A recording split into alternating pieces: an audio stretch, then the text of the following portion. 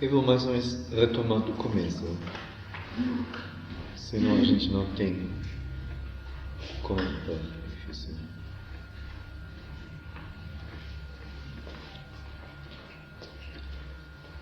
Vontade, karma e consequência são os 3 passos da energia que movimenta o universo.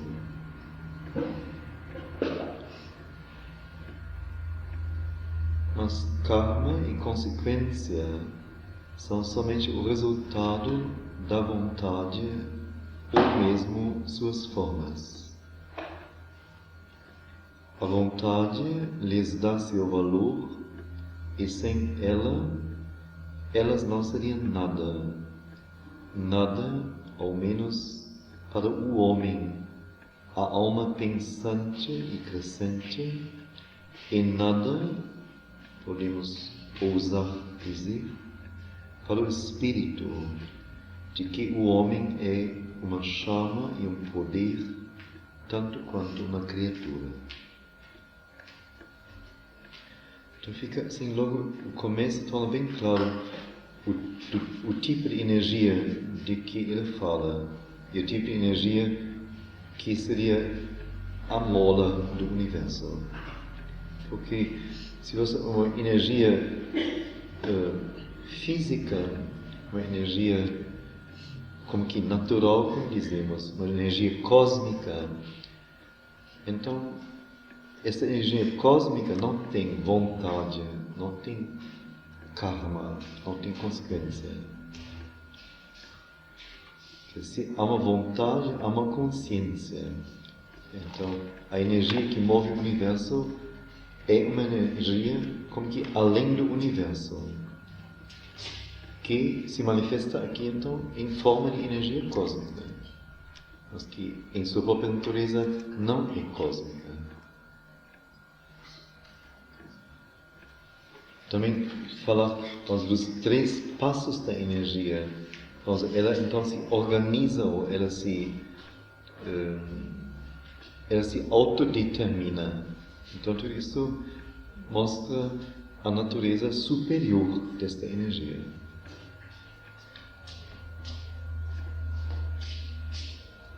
E mais ou menos a percepção de que karma, a ação que é a semente prenha de um desenvolvimento, de um germinar, de consequências, de uma formação que seria a consequência desta semente. Então, karma e a sua consequência são somente o resultado da vontade, ou mesmo as formas que a vontade usa para se realizar. Quer dizer, na raiz de tudo, então, está a vontade. A vontade lhes dá seu valor, e sem ela, karma e consequência não seriam nada.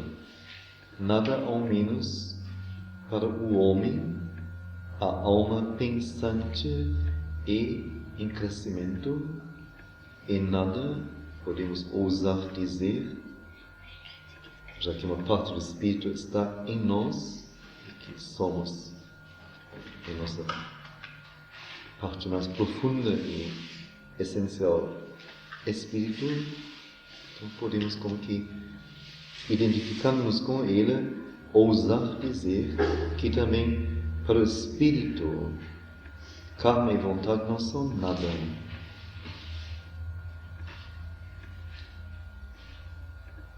A não ser os veículos de sua vontade. Ora, quando olhamos o mecanismo exterior do universo, a coisa que primeiro vemos ou imaginamos que estejamos vendo é energia e seus trabalhos, quer dizer, ação e consequência.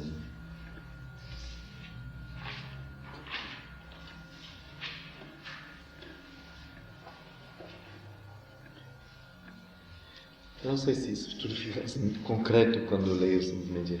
Mas, por exemplo,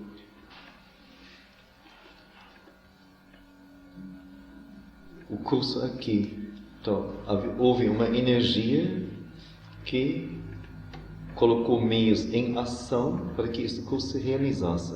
A proposta fosse colocada para todo mundo.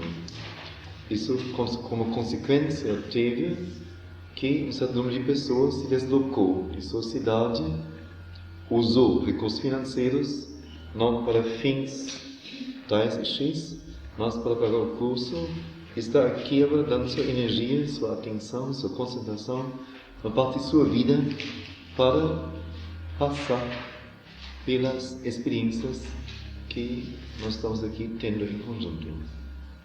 Então, no início houve uma vontade, uma energia que deu o primeiro passo. E a partir daí, então, toda uma ação e suas consequências. Em qualquer momento é sempre a mesma coisa.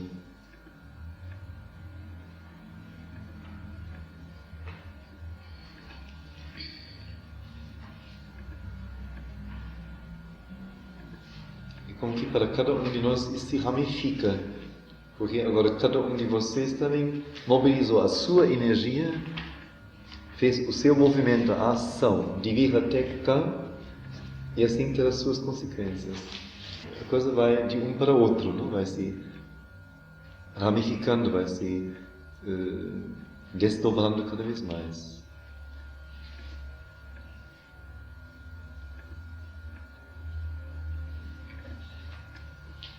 Então, quando olhamos o mecanismo exterior do universo, então vemos só energia e seus trabalhos, quer dizer, ação e consequência. Mas, por si mesma e sem a luz de uma vontade que a habita, esta obra, este trabalho, é somente um mecanismo imenso, gigantesco, sem alma. Algo barulhento, algo totalmente automático.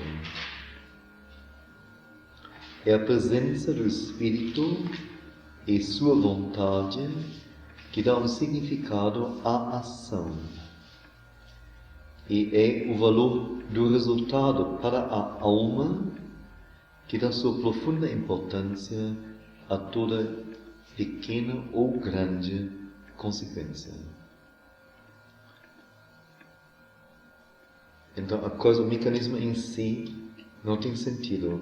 O que dá unicamente um significado a ele, ao mecanismo do universo, é a presença do Espírito e de sua vontade. Então, a partir daí, vemos a necessidade, como que inevitável, indispensável, de conhecermos a vontade do Espírito. Pois se não a conhecermos, então, dizemos, bom, é o Espírito, e a presença dele, é a vontade dele. E daí, então, não podemos outra vez como que participar ou sermos elementos conscientes no jogo. E outra vez só temos, como em muitas religiões, vamos dizer, um superior que como que comanda e nós somos apenas os bonecos que ele coloca e que ele coloca no seu jogo e mexe no seu jogo.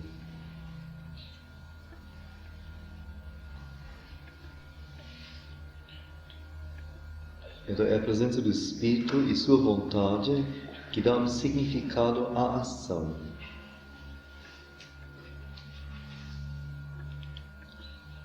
Que toda ação deveria ter, e nós somos chamados para descobrir isto, deveria ter o significado de corresponder à vontade do Espírito, à vontade de Deus, podemos dizer, como se quer ser expressado.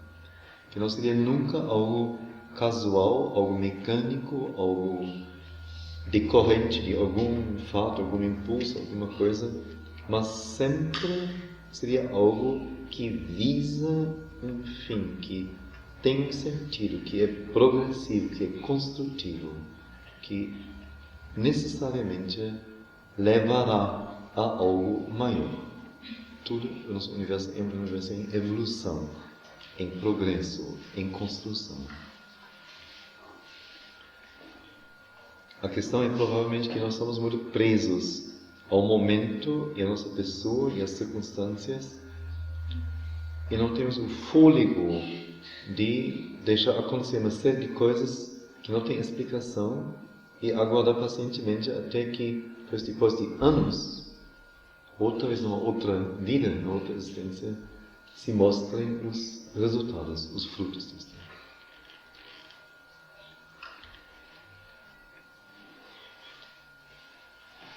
E a outra coisa me parece realmente tão profunda e tão delicadamente importante, que o resultado da ação não tem nenhum valor em si, para si como tal, mas o valor que ele tem é ou decorre, vamos dizer, daquilo que esse resultado significa para a alma individual. E nesse sentido, nenhuma coisa, seja ela grande ou pequena,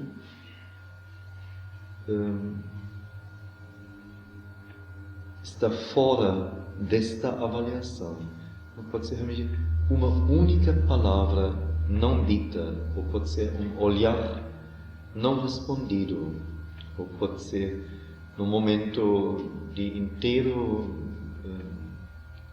concentração, um mínimo barulho, mínimo gesto desajeitado que eventualmente destrói, ou, pelo contrário também, pode ser uma dormência total, e um mínimo movimento de despertar que pode ser de importância capital para alguém. Então, nesse sentido, não tem nada grande ou pequeno.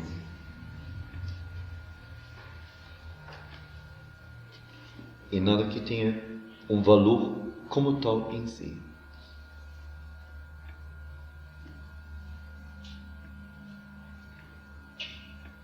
Não teria importância para ninguém ou para nada, nem mesmo para o cosmos, embora este movimento universal terminaria amanhã ou nunca teria sido criado, se estes sóis e sistemas não fossem o campo de uma consciência que aí elabora e desdobra seus poderes, evolui seus trabalhos, flui suas criações, planeja e exulta em seus imensos objetivos e suas sequências.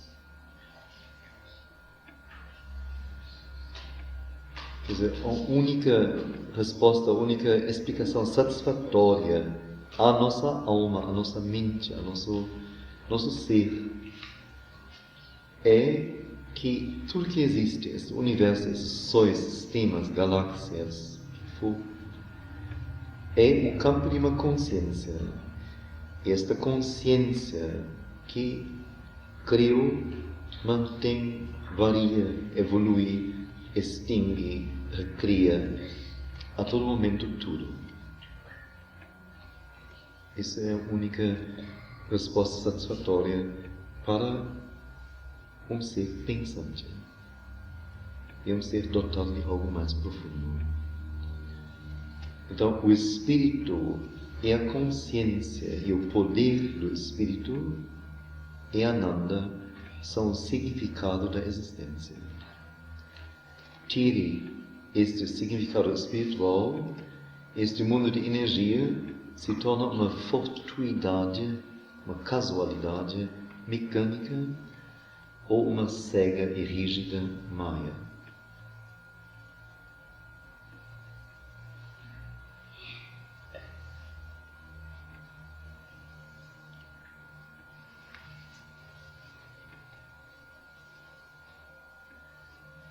Então agora o segundo parágrafo, que me parece assim muito rico e muito grande para nós.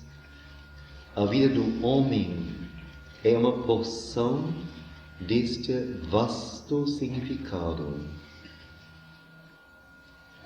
E desde que é nele que neste plano material se elabora esse significado se elabora em sua plena capacidade de sentido, ele é uma porção muito importante e central.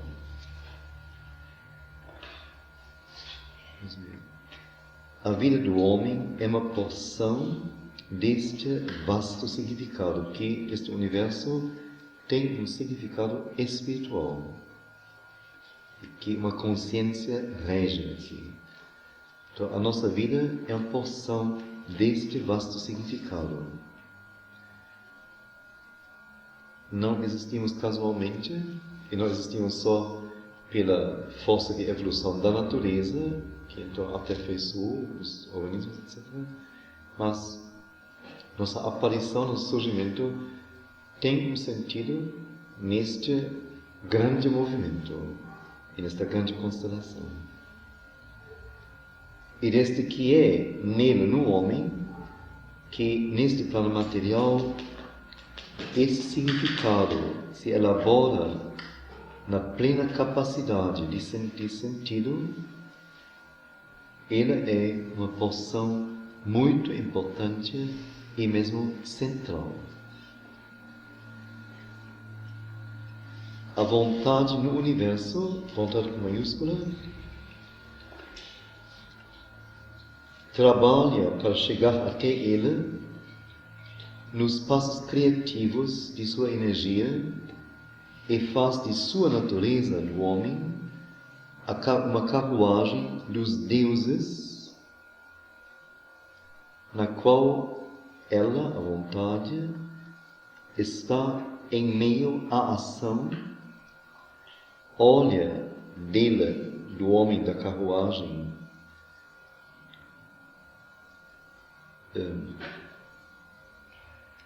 desculpe.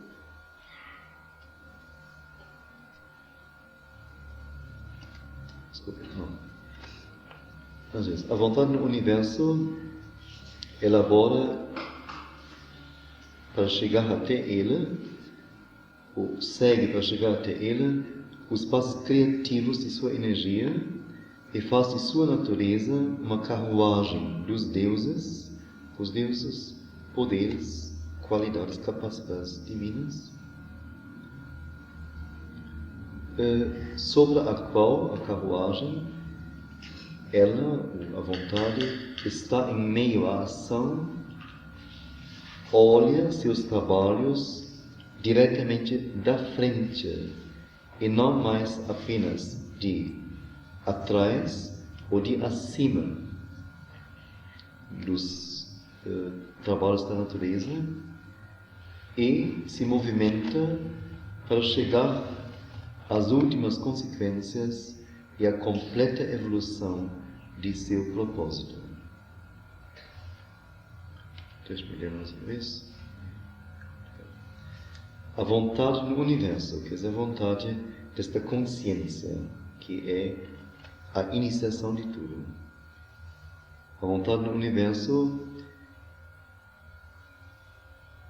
segue para chegar até o homem os passos criativos de sua energia, quer dizer, com que entregando o trabalho à natureza, que então segue a lei da evolução.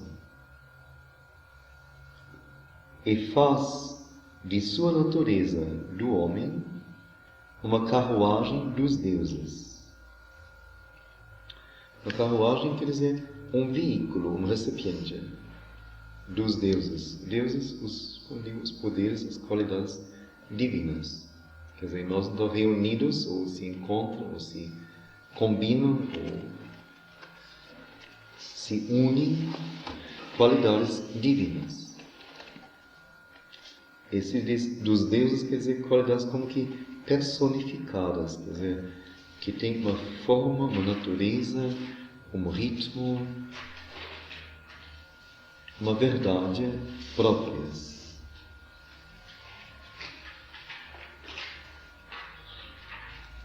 E esta vontade, então, está sobre esta carruagem. Temos esta imagem, eu conheço mais da Grécia Antiga, das pinturas de vasos, assim. Esta este carro de luta, que é um simples carro em que a pessoa está em pé, tem o condutor da carruagem, na frente tem os cavalos. Biga. Hein? Biga. Sim. E o herói só tem, vamos dizer, ele só tem, pode seguir a sua tarefa de estar atento ao movimento da batalha ou da luta e dar os comandos ao controle de carruagem, que tem que ser rápido na sua reação e na condução. E o herói, então, só tem a tarefa de lutar, de batalhar. Mas, como se vê, é uma coisa totalmente desprotegida, inteiramente aberta. Tanto no sentido de poder agir, também de poder ser atingido. As duas coisas. Então não é de atrás da frente que se vê as coisas, mas se está na frente e aberto para frente. Assim, o contato mais direto com as coisas que se possa ter. Então no homem, pela primeira vez, diz ele, a vontade criativa do universo assumir esta posição de frontalmente ver as coisas, de frontalmente ver o movimento e de agir agora nele, sobre ele.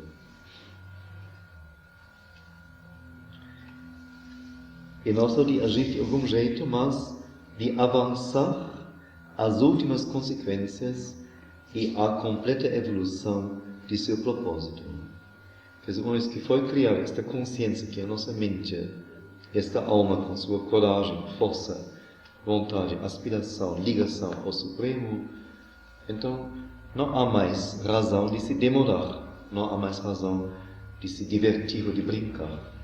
Mas agora chegou a hora conosco de ir até as últimas consequências e de cumprir o que foi planejado. A vontade do homem é o agente do Eterno para o desvelar de seu secreto sentido na criação material. A vontade do homem, que é nossa vontade, cada um de nós, é o agente da eterna, da vontade eterna, para o desvelar de seu sentido secreto na criação material. Quer dizer, até então, esse sentido ficou escondido, está intrínseco nas coisas, intrínseco no movimento, na evolução, em tudo. Tudo fala a mesma coisa, mas ninguém ouve, ninguém formula, ninguém apresenta, ninguém conclui, ninguém anota, ninguém registra, ninguém usa isto. E pela primeira vez então aparece a nossa capacidade de ouvirmos, de percebermos, de formularmos, de definirmos, de darmos forma de compreendermos a coisa. E aí então é importante, ele não diz o homem é o agente do Eterno, que deve desvelar o secreto sentido do Eterno na criação material. Mas diz a vontade do homem. Que não nós, nossa condição natural, mas só no momento que nós tomamos consciência e nos decidimos. Neste momento, podemos ser agentes, ou somos o instrumento de nossa vontade, que é a vontade do Eterno em forma humana. Então não é tão simples. Essa decisão tem que ser feita, tem que acontecer. Então a vontade do homem é o agente ou do Eterno, ou da vontade do Eterno, para o desvelar de seu secreto sentido na criação material. A mente do homem pega todos os nós do problema e os elabora através do poder do Espírito dentro dele, do homem, e os leva mais próximos, estes nós, do problema, à força plena e ao grau pleno de suas soluções individuais e cósmicas. Então agora vem por que nós somos dotados de mente. A razão. A mente do homem reúne, pega, assume todos os nós do problema. O problema seria como é possível que a vontade eterna se manifeste na criação material, que o espiritual se manifeste na matéria. E não só se manifeste, mas revele a sua unidade, revele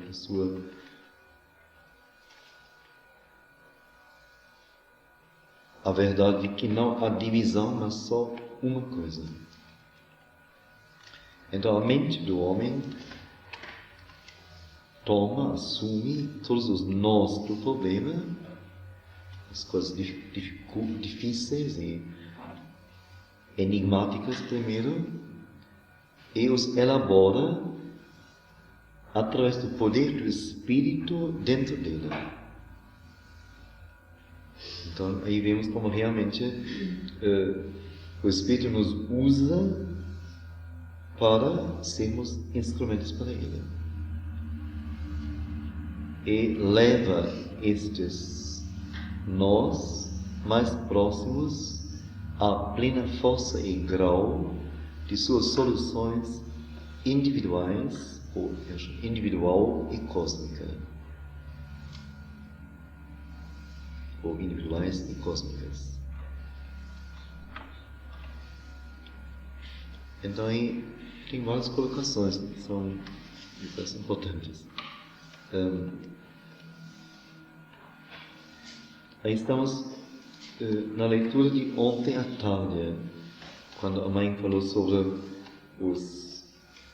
a necessidade de nós descermos e nos colocarmos juntos ao que é relegado, rejeitado, difícil, baixo, sujo, abandonado, sem capacidade, etc. E na identificação com isto, usamos nosso poder de ligação ao alto para oferecer isto a Ele, como que fazendo a ponte, o canal para isto. Aqui é a mesma coisa, outra linguagem. A mente do homem não pensa em criar uma vida feliz, divertida, maravilhosa para o homem. Não, de jeito nenhum. A mente do homem pega todos os nós do problema. Não usa tesoura, não usa faca. Pega todos os nós do problema e os elabora através do poder do Espírito dentro dele. Ora, também aqui, muito interessante, até, para se continuar então, seria assim a linha idealista, assim, tudo cor-de-rosa, não? Pegando todos nós até encontrar as soluções perfeitas e fazer a sua tese sobre isso. Não. E os leva mais próximos da força e grau plenos de suas soluções individuais e cósmicas. Quer dizer, somos um passo na evolução, não somos a conclusão, não somos o final. É-nos dado, entramos como que decisivamente e com os poderes especiais que nos são dados, podemos dar um movimento real para frente. Ou favorecer o movimento das coisas em direção à sua solução final. E aí também temos que ser atentos, como ele diz, às soluções individuais e cósmicas. Então sempre a mesma colocação. Nós não existimos só para nós. Nós somos elementos do cosmos. Cada ação nossa, cada vida nossa deveria estar a serviço deste cosmos, deste mundo, deste todo.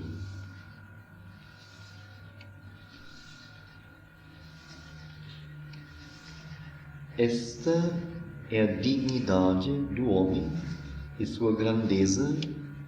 Ele não precisa de nenhuma outra. Esta é a dignidade do homem e sua grandeza.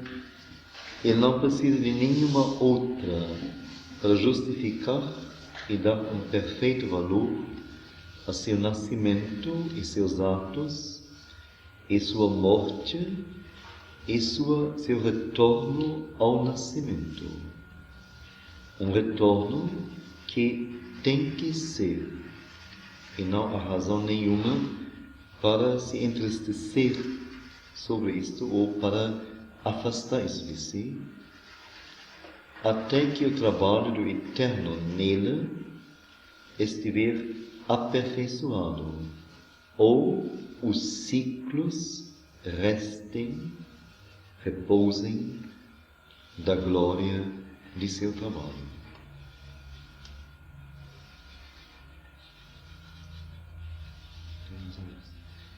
Esta é a dignidade do homem, poder fazer esse trabalho. E esta é a sua grandeza.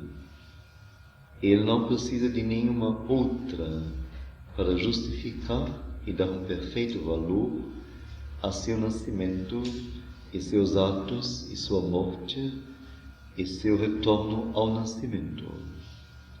Um retorno que tem que ser até que o trabalho do Eterno nele estiver aperfeiçoado ou os ciclos repousem da glória de seu trabalho.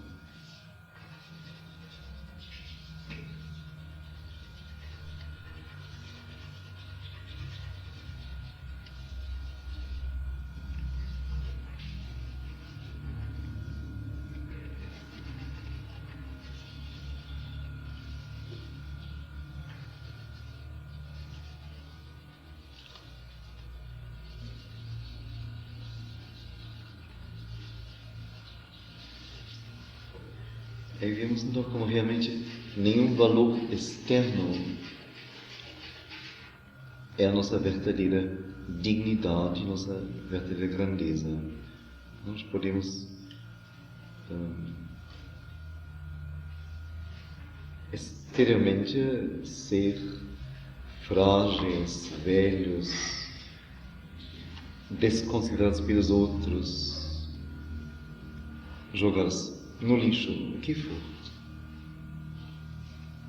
Não tem nenhuma importância. Contanto que a nossa mente trabalhe e entregue seu trabalho, oferece seu trabalho ao Divino. Contanto que a nossa consciência esteja viva e real e a cada momento registrando, fazendo, contemplando, refletindo.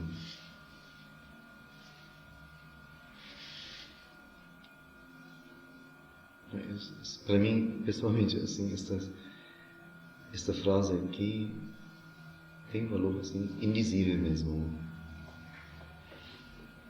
Porque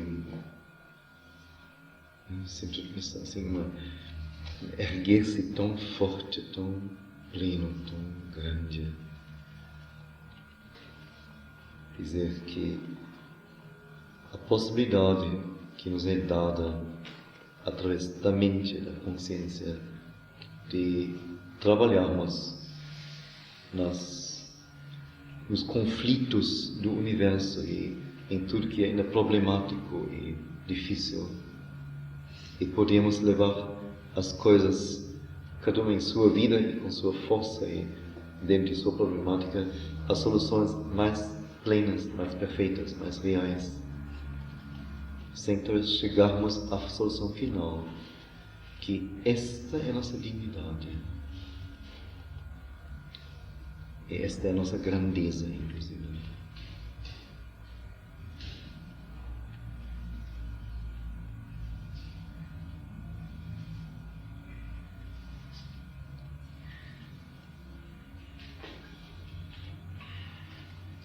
E isso vai até o ponto, a gente diz, que isto é o suficiente para justificar que nós nasçamos, que nós entremos nesta vida e que nós agimos nesta vida. E isto dá também o valor verdadeiro à nossa morte e nossa volta ao nascimento. Aí parece quase contraditório, não? A morte, porque ela dá um fim à nossa ação aqui. Mas até então, o normal é, quando alguém vive até uma certa idade, vamos dizer, não sei, 70 anos ou mais, entanto, ele é considerado pelos outros já como não útil e não capaz, e não recebe na sociedade posições, lugares que deem a ele a possibilidade de fazer um trabalho na comunidade com todo mundo.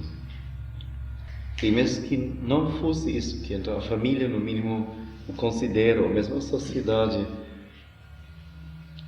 vamos dizer, ele já como que tem a sua marca, seu marco, ele é assim, ele fala assim. Então, ele pode ser grande, belo, não sei o quê, generoso, mas já ele é assim, já comprovou na vida inteira, então já tem assim, todo mundo tem a imagem dele pronta. E com isso impotencializa totalmente a ação dele. Ele só pode agir, só é compreendida a sua ação nesta faixa, nesta forma, neste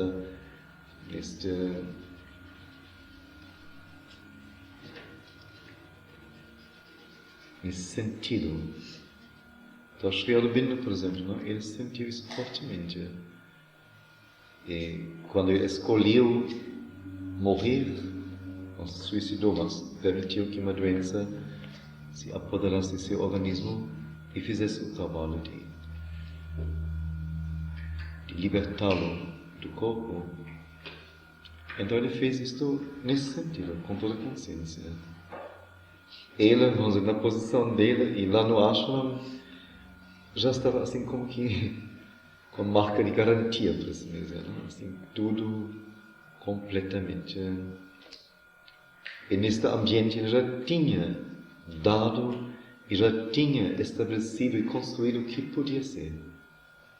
O resto seria uma variação apenas. Mas não mais uma criação. Então parece que ele se expressou numa conversa com a mãe, assim, que ele poderia então, de um outro plano, agir com mais poder sobre a Terra, sobre isso daqui, do que na condição de homem, que o prendia totalmente. Então isso, vamos dizer, chegar a esta consciência, aí é muito grande. Isso certamente não nos é dado, mas é nesse sentido. Quer dizer, tem um momento, a partir de um certo momento, nossa vida não tem mais sentido para o todo, dificilmente, pouco sentido, pouca utilidade. Então aí a morte é um meio de fazer este personagem desaparecer, deixar as energias fluírem, deixar novas energias brotarem, novas vidas brotarem. Em meio a isto, talvez nossa alma volte e reassuma o trabalho. Uma nova forma, nova constelação, ninguém nos conhece. Ninguém sabe que já fizemos, vivemos, somos. E assim, é uma nova chance de sermos agentes poderosos.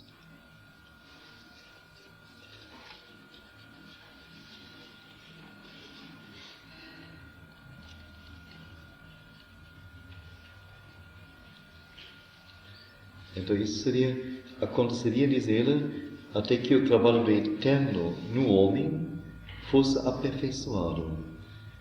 Aí então, parece é outra vez individual. Então, quando eu sou perfeito totalmente, então aí não volto mais.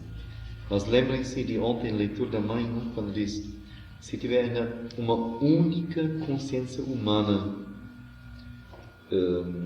sujeita ou aberta ou sensível ao negativo, à dor, à desconfiança, a qualquer coisa que não é o trabalho construtivo de Deus aqui. Até lá, ninguém pode repousar, ninguém é livre, ninguém é liberto.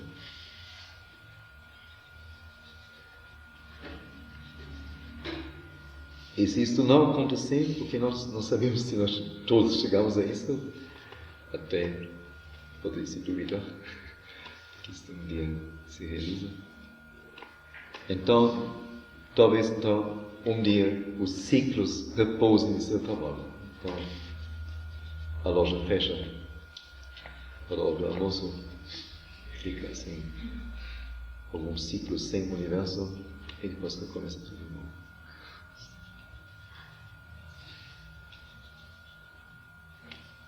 Mas a chance nos é dada, não posso ver.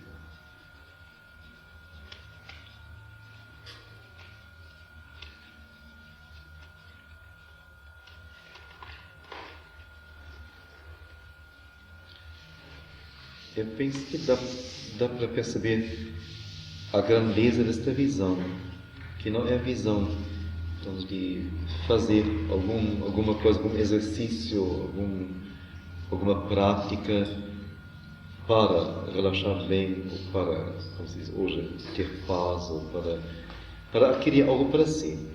Só. Um ponto de vista totalmente egoísta e pequeno. Embora cada um tenha que trabalhar no seu aperfeiçoamento.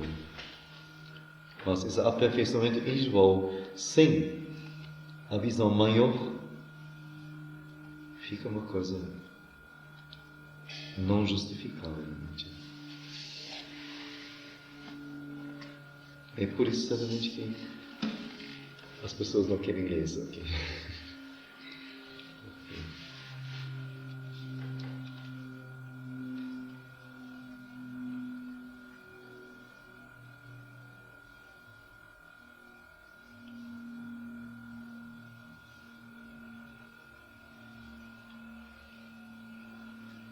Algum trecho, alguma frase, alguma expressão que alguém queira mais uma vez ouvir?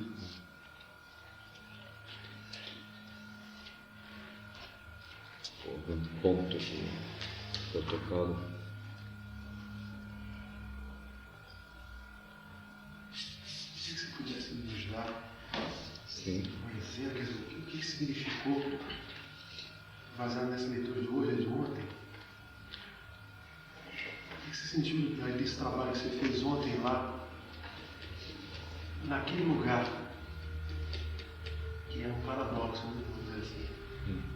Eu acho que foi muito bonito, foi muito forte, porque explicou bem aquilo que você... Sim. O que você sentiu dessa experiência?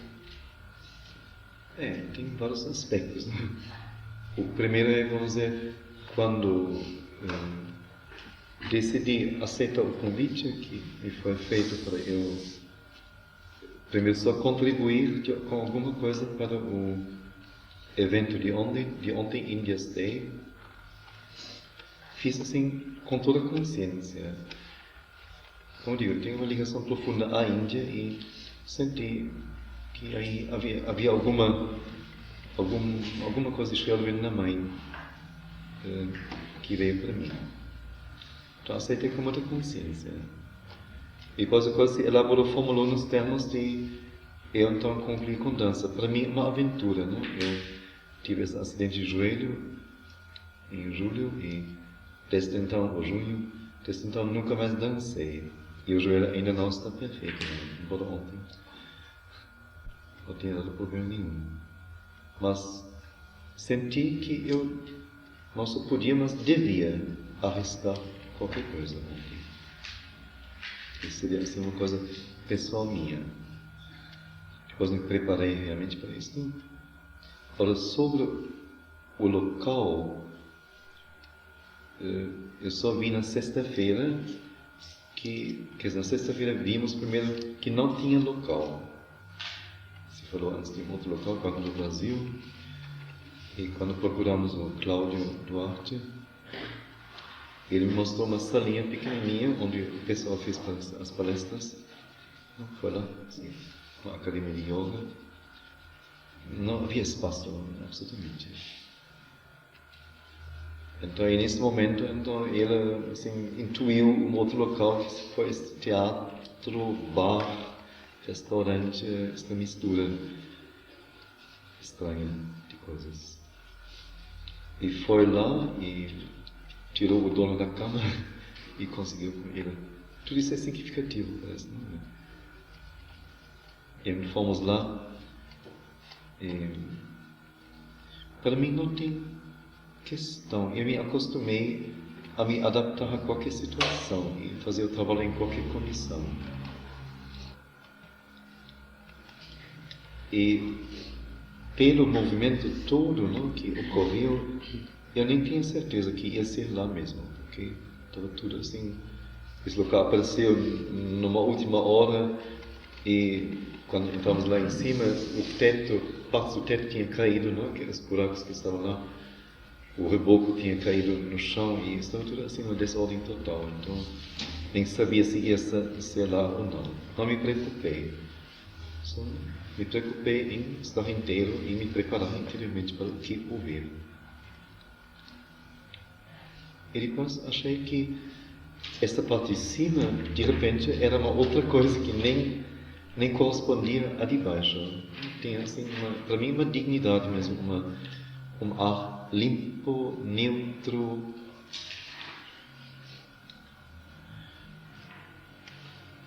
Depois a questão se o pessoal vinha realmente, se essa coisa veio. Então, não sei, para mim foi assim tão simples, não posso nem dizer que houvesse tido algum problema. Se eu reflito sobre isto, aliás, eu pensei um momento isso sim. Tem uma história judaica em que um homem espiritual, um mestre espiritual, está num albergue. Albergues têm muita frequência, está na hora da refeição, tem muita gente passando e andando, mas está na hora justamente prescrita para ele, segundo sua religião, da prece. E lá no hall, nesta entrada, ele se ajoelha lá e é esbarrado por todo mundo e ele faz a sua concentração, a sua prece perfeitamente nesse local, embora um local totalmente inadequado. E depois então um discípulo pergunta a ele por que não teria se retirar no seu quarto naquele momento, só alguns passos a mais, meio minuto, ele já estaria sossegado e em paz. Então ele disse, não, justamente aqui ninguém rezou ainda. Então que era necessário para esse lugar que alguém aqui realizasse uma coisa inteira, profunda, verdadeira. Então, o momento chegou para mim, então fiz isso.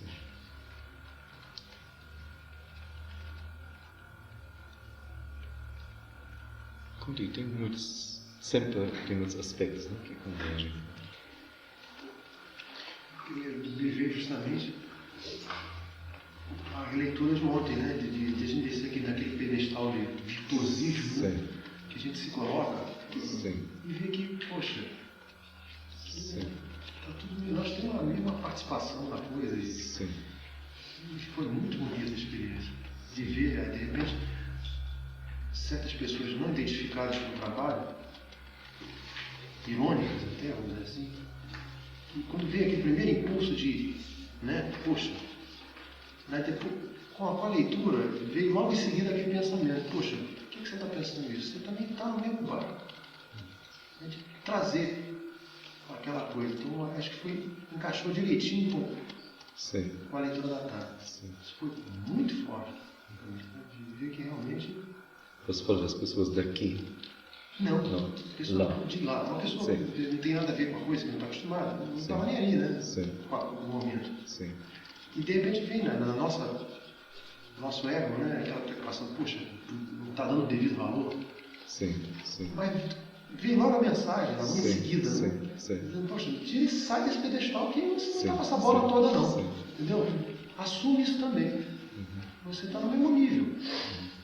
Por isso que existe. Eu achei ótimo, achei perfeito. Assim, o local foi para ser uma realização, uma materialização daquilo que foi dito. É interessante que o pessoal veio para esse local só para isso, né? Que uma cena armada especialmente. Muito interessante. Né?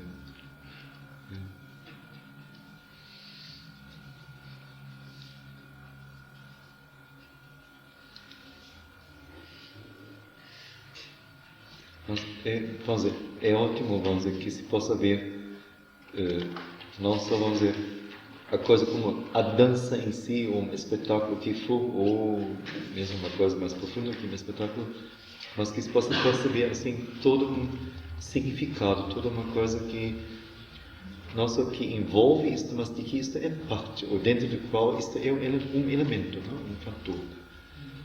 A própria dança. Quer dizer, justamente de ver um significado maior de que ela é expressão da manifestação.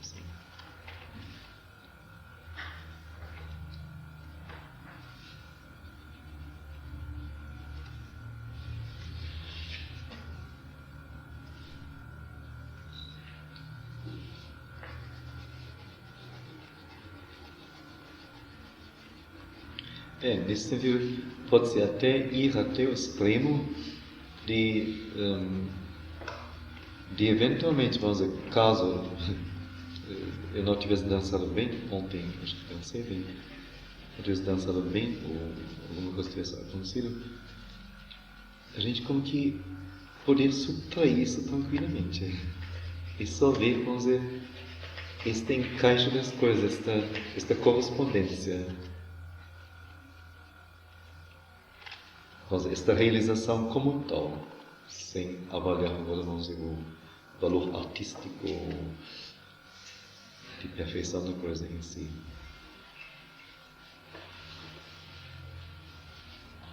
Como, por exemplo, eu diria, pensei isso hoje, na aula aqui, quando vocês improvisaram, dançaram, pensei justamente,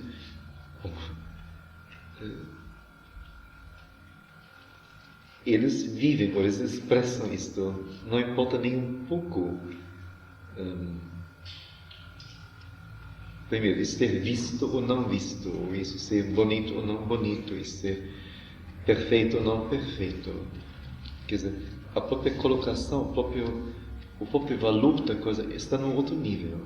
Nós estamos no nível da arte, ou do artesanato, ou de uma técnica, ou de uma correspondência perfeita à música, ou alguma coisa assim.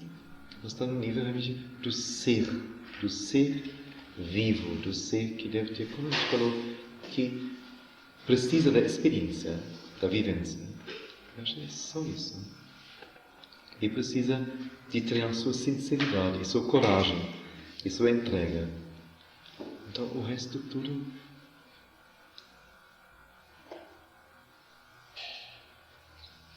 foi, no fundo, quase uma ousadia, não? Colocar temas assim, afinal, tão grandes e tão profundos, vamos dizer, para pessoas que não têm assim nada a ver com uma preparação através de técnica, ou não sei, ou leitura, filosofia, o que for. Mas apelar simplesmente para aquilo que está dentro de cada um e dizer, olha, tente se abrir e tente ser isso, tente responder a isso. Me parece um momento assim muito especial da história que nós podemos hoje em dia fazer isto. Isso, não sei, há 50 anos não foi possível ainda. E de não precisar ao mesmo tempo nenhuma técnica antiga já desenvolvida, ou nenhuma técnica moderna já desenvolvida. Quer dizer, não seria um yoga ou um Tai Chi, o que for, quer dizer, onde você pode ter experiência, mas a forma não é sua. A forma é emprestada. E aqui a gente diz, se tem forma ou não tem forma, tem importância. Contanto que você possa ser naquele momento. E pensa, uma coisa assim de muito valor nesse sentido.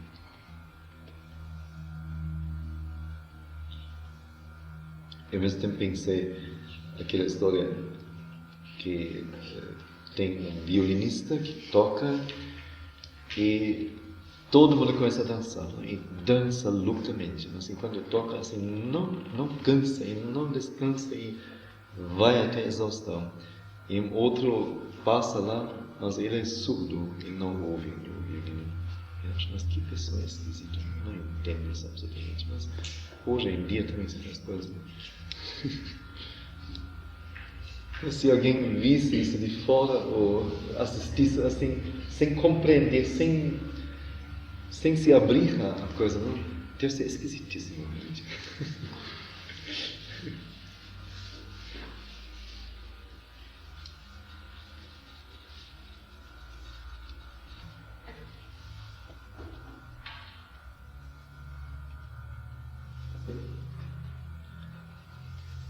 Eu senti hoje de manhã assim, a vontade de tocar sintetizador um pouco, mas e fiquei assim esperando com vontade, mas ao mesmo tempo eu já sei que as coisas têm que ajudar também, as coisas têm que se criar. Então eu vi assim pelo ritmo do dia e por tudo que aconteceu, foi necessário acontecer, que hoje não é o dia não. Então vai ser um outro dia. Mas, em princípio, senti que eu poderia, ou a partir de agora posso, improvisar um pouco ou não, sendo. Sim, mas eu digo, aí então, não vamos agora dizer, então vamos arrumar um negócio assim, todo mundo está. Aí já não é mais a coisa, não? A coisa tem que acontecer, né? Tipo, o tempo tem que estar maduro para isso. As circunstâncias não estavam favoráveis realmente hoje. Então fica uma outra vez.